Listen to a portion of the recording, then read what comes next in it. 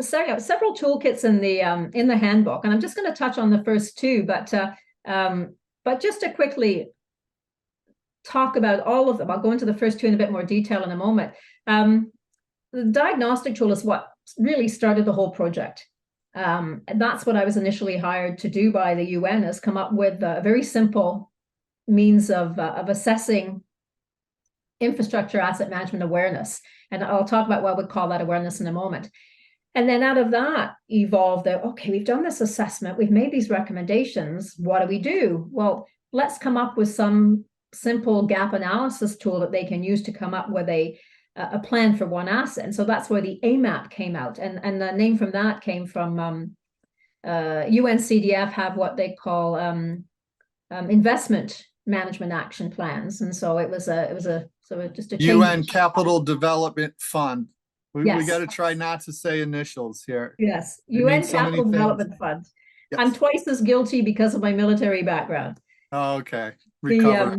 Yes. And then, there's a whole chapter on the building data and information system. And so that particular chapter is great because it offers tools of how you structure data and understanding what information you need and what level do you need it at, right? Because we don't need the same level of information for everything, right? Data costs money to collect, whether you collect it in a system or you collect it on paper and you have to update it. And so that is a super chapter that was written by Dr. Ajif Kumar Parlikad. And then, of course, the emergency response, how do we adapt our AMAPs for that? And then the climate vulnerability assessment tool is a great one that can be used by people to assess just where are you with your own infrastructure when you've gone through all of these other aspects. Where do you sit in terms of your vulnerability for climate change? And then, as you mentioned, the enabling environment is like, if we're doing all of this at the local level, what are simple ways that national governments or regional governments can help support all of this? So those tools are all in the handbook, and everybody can have a look at them. And Daniel will touch a little bit more on them next week. But I'm going to talk about the first two. So the diagnostic tool, as I said, this is we started out with this. This is what I was asked to do, and I worked on this with another consultant, Mary-Lee Uter. And we wanted something that was really, really simple. And so we looked at everything that was out there. I mean, we must have scanned about 20 or 30 different types of assessment tools, including the ISO, the IAM tool. We looked at the International Infrastructure Management Manual. And the structure of the tool actually came from the Government of New Zealand's AM maturity assessment. But Mike and I were just talking about this earlier about, I wasn't keen on using the word maturity or capacity. Cecilia, I'll answer your question in a moment. Because it was more about creating awareness. To me, the capacity assessment and maturity assessment comes afterwards. Let's try to develop a tool that will just raise awareness, first of all. And I'll answer Cecilia's questions and I'll explain how we did that. So yes, it's been translated into all of the main UN languages, also Swahili, and it is in the midst of being translated into Bangla, and Nepali, I believe, and Chinese. So one of the reasons that it was written so simply was to make it accessible to everybody, but also to ensure that when it translated, the language could easily be translated. So we were using terminology that almost meant the same in other languages. So I would spend a bit of time going back and forth with French and Spanish, just looking at what the word meant and was it actually the same meaning? Just to test out some of it when I was writing it. But so yes, translated into at least 7 or 8 languages. So the diagnostic tool, the idea was that you could do it different ways, right? We could do a formal assessment. So there's 3 parts to it, which you can't see very well here on the screen, but it just gives you an idea. And the first part was more of an inflection or a reflection that is done for at the local level, and very basic questions, just trying to get a sense of what do they know about themselves as an organization. And then there's a series of 14 questions that ask them about asset management, all the way from levels of service, operational management, financial management, and then enablers, policies and processes and sustainability. And then the final part is they're actually scored. And so the idea was we wanted to structure it that we had these series of questions. We also then said, well, what does that mean? What does a good answer look like?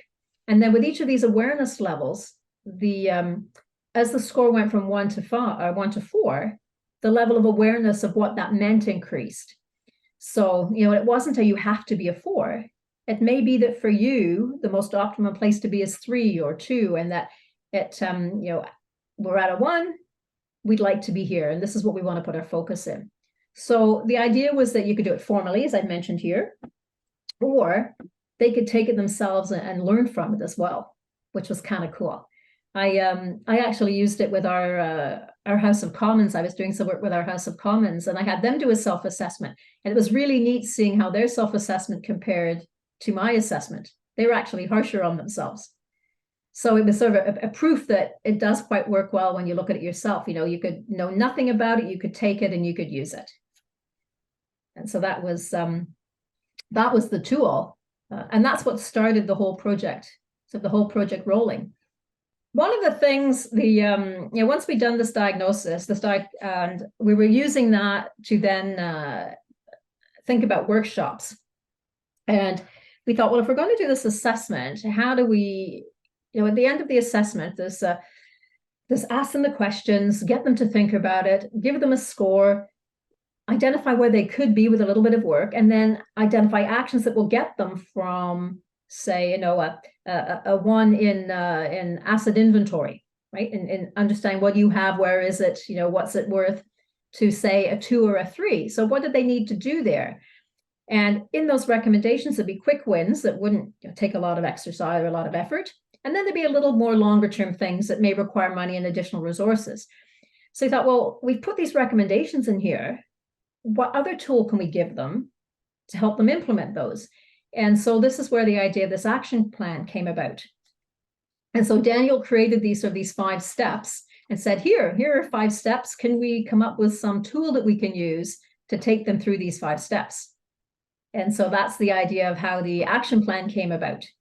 And so we wrote the action plan in a writing guide, with lots of examples, again, to walk them through it. So even if you didn't have a workshop, you could still use the writing guide, use the template, as some scripted language in there that you don't need to change, right? And then walk through these various steps. We've got a question here. Are you done with the slide? No. Do you All want me to answer the question or carry on with the slide? Well, I will see if the question relates. Okay.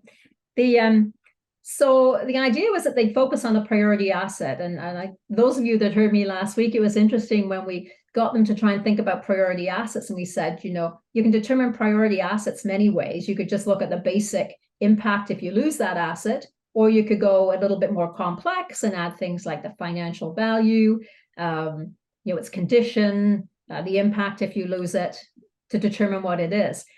And so that was great because it really helped them then focus in on a particular asset. So they would pick 2 or 3, and then they go through this assessment in our workshops and come out with that one asset. And then they would start to look at who are the stakeholders associated with that, try to set performance goals for that asset and performance measures. And that we found, so these first 2 steps probably take up half the workshop, because they really, many of us will struggle with we'll have a goal, but that acronym of SMART, and we think, is it timely? Is it relevant? So we would spend a lot of time going through that to get them to think about what those right measures were. You're going to do this. How are you going to measure it? What does it mean? And then using that, they then go back and start to look at, well, what do we currently do? Their current methods and technologies. And then how can we improve it? And that's where, again, you had to focus on, this is an existing asset.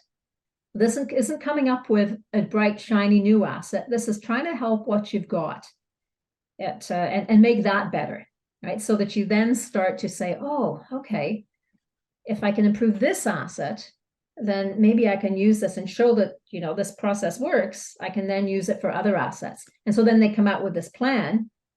And the idea was to get them thinking about, well, do we have operational plans? Do we have proper maintenance? I mean, do we have the right people actually looking after our assets? A critical one that became really evident during the time of COVID of like, where do I get replacement parts? And so, this was particularly challenging in developing countries because they would get technology that may have come in, such as solar-powered streetlights. And if those streetlights fail, they couldn't get the parts to fix them. There was nowhere locally that they could get those parts, and they were reliant on that coming in from somewhere else in the world. And we saw that here in North America and in Europe. So it was really trying to get them to focus on these simple plans that they could do with their own resources, and using guidance from the diagnostic tool. Were there actions in that diagnostic assessment that gave them some ideas that they could build on, right? And so that has been the challenge, is getting them to put the two together.